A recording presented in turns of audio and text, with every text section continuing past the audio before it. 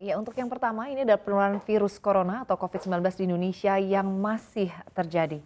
Ya, hal ini membuat pemerintah kembali memperpanjang pemberlakuan pembatasan kegiatan masyarakat PPKM level 1 di seluruh Indonesia. Data terbaru dari pemerintah hingga Minggu 13 November 2022 pukul 12 waktu Indonesia Barat terjadi penambahan kasus sebanyak 4.877 kasus positif. Adanya tambahan kasus tersebut, jumlah total kasus COVID-19 yang ditemukan di Indonesia sejak Maret 2020 menjadi 6.561.504 kasus.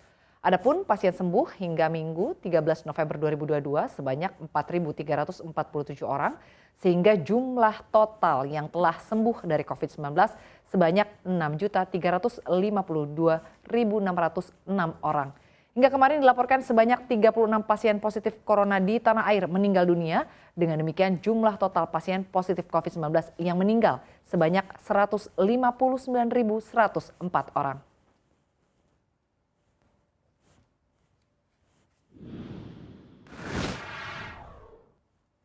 Dan kita ke informasi selanjutnya.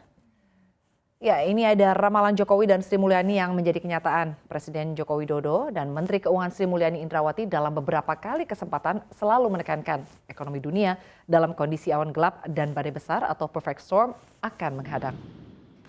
Para petinggi negara di Indonesia ini mengungkapkan situasi dunia yang terancam krisis mengerikan dan mengancam pemulihan ekonomi Indonesia.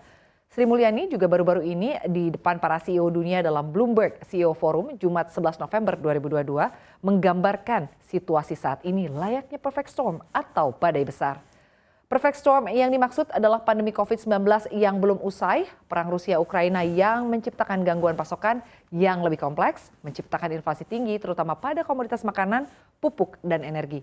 Inflasi yang tinggi inilah yang kemudian membuat bank sentral di banyak negara harus mengambil langkah kebijakan moneter untuk meresponnya.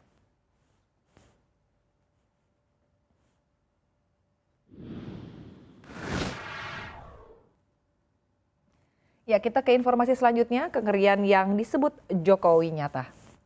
Ya, dampak dari perlambatan ekonomi global dan ancaman resesi global sudah merembet ke jalur perdagangan. Ancaman resesi seperti yang disampaikan Presiden Joko Widodo dan Menteri Keuangan Sri Mulyani Indrawati memperlambat aktivitas perdagangan global sehingga neraca perdagangan Indonesia pada Oktober 2022 pun menyusut. Konsensus pasar yang dihimpun CNBC Indonesia dari 13 lembaga memperkirakan surplus neraca perdagangan pada Oktober sebesar 4,5 miliar dolar Amerika dan surplus ini jauh lebih rendah jika dibandingkan dengan September 2022 yang mencapai 4,99 miliar dolar Amerika.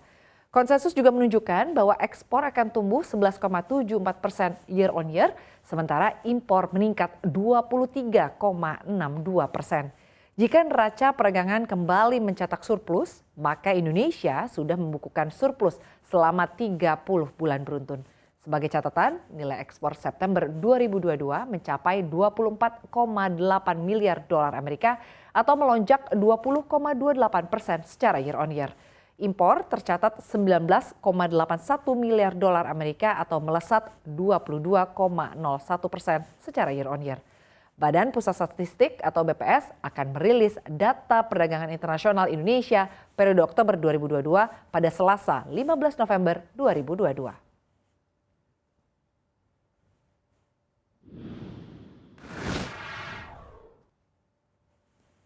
Dan kita ke hot news selanjutnya, ini ada The Beast tunggangan Biden di KTT G20 Bali. Ya, Presiden Amerika Serikat Joe Biden akhirnya tiba di Bali pada Minggu 13 November 2022. Kedatangannya ke Indonesia dalam rangka menghadiri konferensi tingkat tinggi KTT G20 Bali 2022. Saat tiba di Bandara Internasional Ngurah Rai Bali, Biden langsung disambut oleh tarian khas Bali. Ia kemudian berjalan menuju rangkaian kendaraan yang telah disiapkan dan langsung meninggalkan bandara. Menariknya, orang nomor 1 Amerika itu membawa mobil khusus untuk menunjang kegiatannya selama di Indonesia, yakni Cadillac One atau yang dikenal dengan julukan The Beast. Biden tidak menggunakan fasilitas kendaraan yang sudah disediakan. Hal ini tetap diperbolehkan sesuai dengan asas resiprokal hubungan antara negara di mana Indonesia pernah melakukan perlakuan yang sama dalam pertemuan lain. Mobil yang ditunggangi Biden sudah dilengkapi kaca setebal 5 inci dan pintu setebal 8 inci yang beratnya setara dengan pintu-pintu pesawat komersial dan dibekali mesin diesel 5.000 cc yang menggunakan bahan bakar khusus tidak mudah terbakar, jadi jika terjadi baku tembak. The Beast juga dilengkapi fitur keselamatan lain seperti ban run flat, perlengkapan penglihatan malam, tabung oksigen, telepon satelit, dan kode nuklir. Joe Biden dikabarkan memiliki 2 unit The Beast dengan spesifikasi dan tampilan yang sama demi menjaga keamanan. Salah satunya untuk mengecoh penjahat saat Biden melakukan perjalanan darat.